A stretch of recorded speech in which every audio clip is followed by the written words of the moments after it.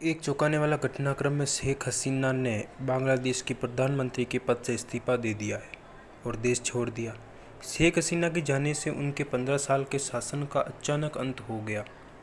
शेख हसीना के नेतृत्व में बांग्लादेश में पुरानी व्यवस्था अपरिवर्तनीय रूप से बदल गई है और भारत को इस बदलाव के साथ तालमेल बिठाना होगा।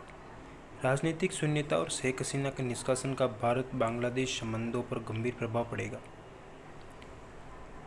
शेख हसीना के जाने के पीछे कारण शांतिपूर्ण छात्र प्रदर्शन एक राष्ट्रव्यापी आंदोलन में विकसित हो रहा है।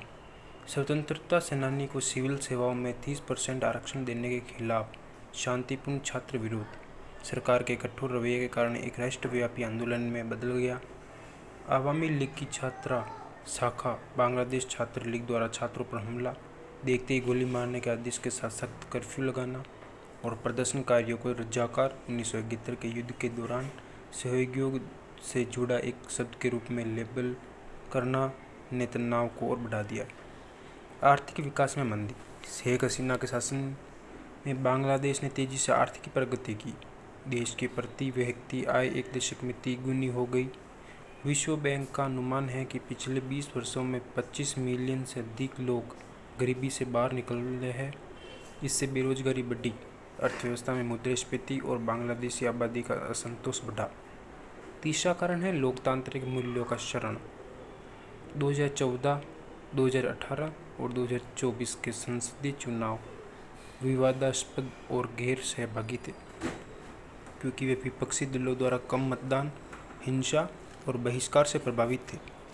नियंत्रण बनाए रखने के लिए हार्ड पावर पर निर्भरता।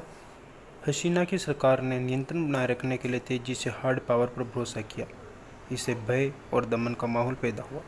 उदाहरण के लिए डिजिटल सुरक्षा अधिनियम 2018 सरकार और सत्तारूढ़ पार्टी के कार्यकर्ताओं के लिए आलोचकों को चुप कराने और ऑनलाइन अभिव्यक्ति की स्वतंत्रता को दबाने के लिए एक शक्तिशाली हथियार बन गया। बढ़ती आर्थिक असमानता। बैंक घोटालों का प्रसार और डिफॉल्टरों की बढ़ती सूची बड़े पैमाने पर भ्रष्टाचार के साथ मिलकर समग्र आर्थिक प्रगति के बावजूद सार्वजनिक असंतोष को बढ़ावा दिया। उदाहरण के लिए CLC power, western marine shipyard और रेमेक्स फुटवियर जैसी कंपनियां डिफॉल्टरों की सूची में सबसे ऊपर है, जिनका खराब ऋण 965 करोड़ से 1649 करोड़ बांग्लादेशी टका तक है। शेख हसीना के शासन में भारत बांग्लादेश संबंध कैसे समृद्ध हुए? देखिए, शेख हसीना के कार्यकाल ने नई दिल्ली और ढाका के बीच स्वच्छ संबंधों को बढ़ावा दिया है। सत्ता में उनके 15 वर्षों के दौरान भारत बांग्लादेश संबंध और भी गहरे हुए।